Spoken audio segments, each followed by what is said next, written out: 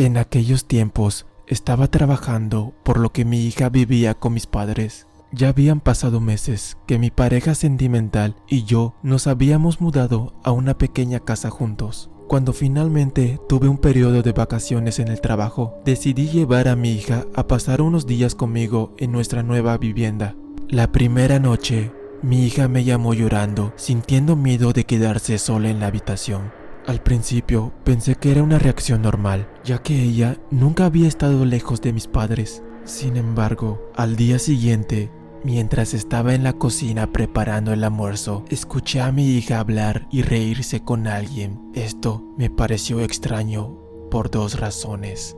En primer lugar, mi hija siempre había sido una niña tímida y no solía reírse a carcajadas. En segundo lugar, lo más intrigante era que ambas estábamos solas en la casa. Entonces, ¿con quién estaba interactuando mi hija? Esta situación me preocupó profundamente, ya que era la primera vez que algo así sucedía. Me acerqué a ella y le pregunté si me estaba diciendo algo. Sin embargo, ella respondió que no, que estaba hablando con su amiguita. Al principio consideré la probabilidad de que algún vecino o niño del vecindario hubiera entrado a la casa para jugar con mi hija, pero esta idea se desvaneció rápidamente, ya que no había nadie más en la casa. Le pregunté a mi hija cómo se llamaba su amiguita y ella respondió que se llamaba Chiri. Al principio pensé que solo era una invención de su imaginación, una amiguita imaginaria que había creado debido a la soledad que sentía al estar lejos de mis padres. Me retiré a la cocina y continué con mis tareas domésticas, mientras ella seguía hablando con Chiri, en lo que yo estaba segura de que era un monólogo. Sin embargo, todo cambió repentinamente, y ese día marcó el comienzo de mi calvario.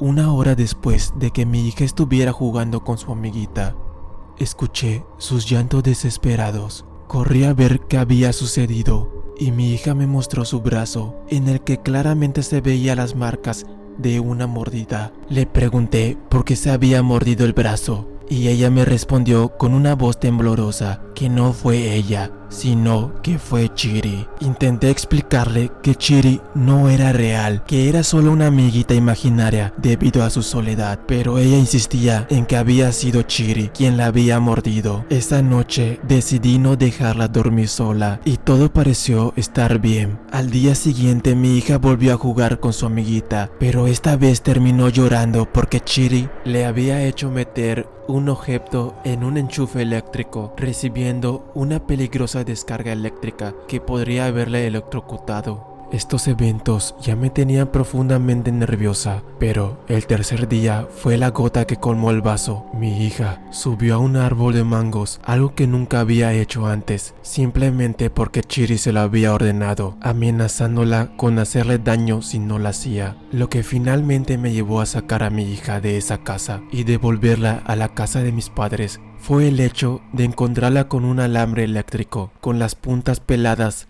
a punto de introducirlo en un enchufe. Era evidente que estas acciones estaban siendo comandadas por alguien o algo que no era mi hija. Unos días después, conversando con una vecina cercana, compartí todo lo que había sucedido con mi hija. Lo que me dijo la vecina me erizó la piel, pues resulta que hace 6 años, en esa misma casa, una niña de 8 años había muerto electrocutada. Quise saber cómo era esa niña físicamente antes de su trágica muerte, y la vecina me informó que tenía unos ojos claros y un largo y hermoso cabello. Le agradecí a la vecina por compartirme esta información, mientras el tiempo parecía eterno esperando volver a ver a mi hija. Al regresar a casa pregunté a mis padres si mi hija había vuelto a hablar con su amiguita Chiri, y me tranquilizaron al decirme que no lo había hecho, pero sin embargo, en ese momento mi hija entró a la sala y escuchó la conversación y afirmó que nunca más jugaría con Chiri, porque Chiri era mala y tenía una apariencia aterradora debido a las quemaduras en sus brazos, lo que le causaba un gran miedo. Aunque ya no tenía dudas de que mi hija había experimentado algo paranormal, le pregunté si Chiri tenía la piel blanca y ella me respondió que no, proporcionándome una descripción idéntica a la niña que había fallecido en la casa. Cuando tenía 12 años, mis padres se estaban divorciando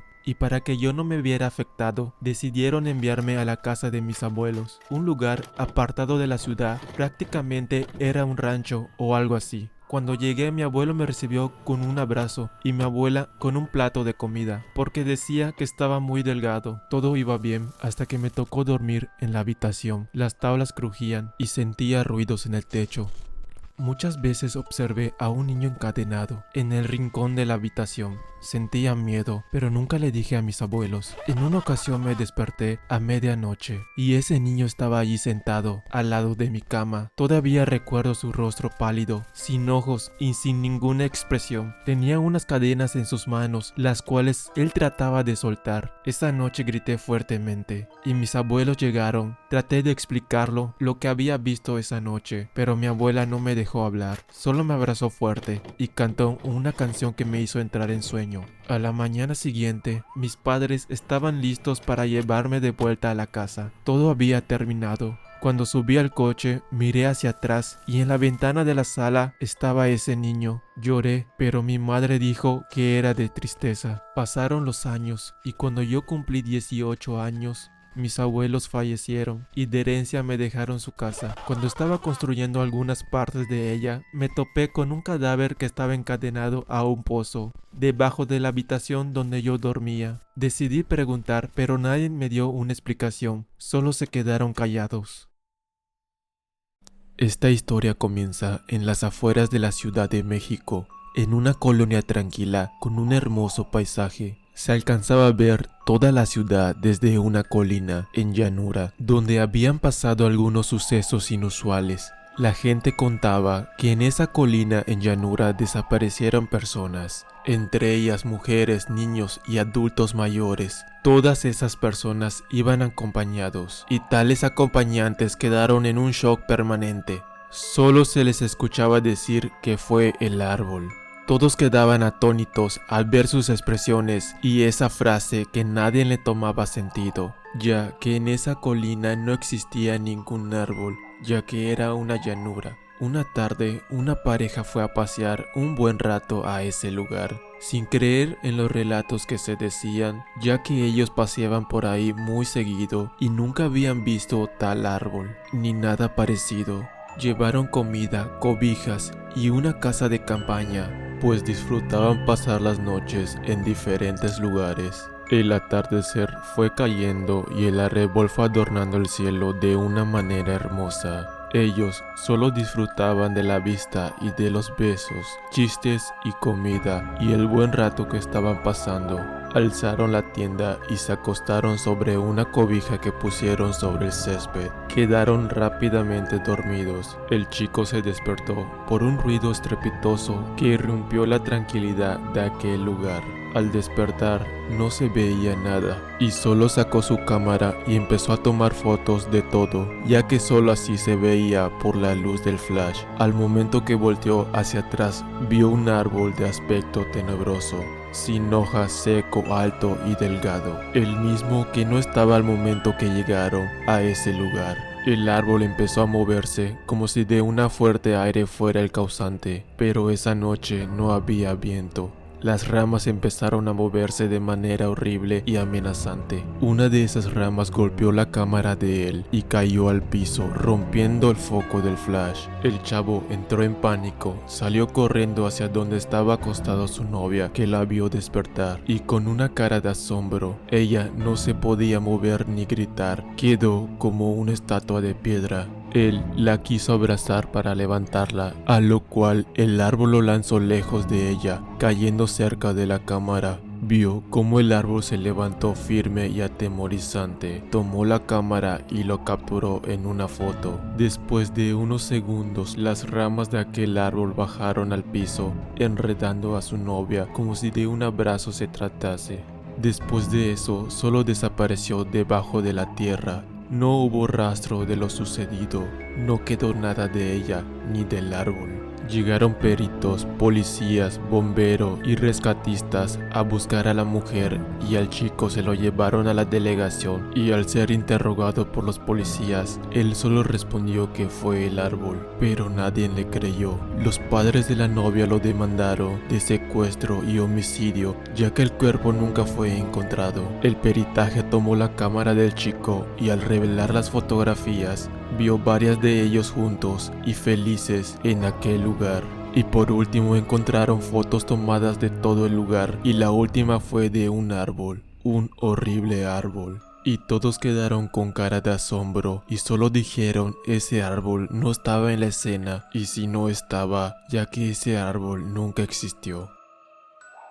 Esta historia es sobre una niña de la ciudad de Hokkaido que volvía sola a casa en una noche de invierno. Dicen que la niña, de tanta prisa que tenía por llegar a su casa y resguardarse del frío, ignoró por completo las sirenas de aviso de la llegada del tren al paso y decidió pasar. La joven tuvo la mala suerte de resbalarse por la nieve justo en medio del paso. Los dos maquinistas que iban en el tren vieron a la chica, pero no pudieron parar a tiempo y la chica acabó partida en dos. Uno de los dos maquinistas decidió ir a por refuerzos y avisar a una ambulancia. El otro se quedó en el lugar del accidente. Al rato, el maquinista vio que la parte superior del cuerpo de la niña empezó a moverse mientras gritaba «¡Ayúdeme!» una y otra vez. El maquinista se cayó del susto al suelo porque pensaba que se trataba de un fantasma. La niña se iba acercando a él y el joven, por mucho que intentara levantarse, no podía porque se resbalaba con la nieve en cada intento. Al final, el torso de la niña acabó subiéndose encima del maquinista. Cuando el otro compañero volvió, se encontró a la niña encima del cuerpo de su amigo y al joven enloqueció para siempre.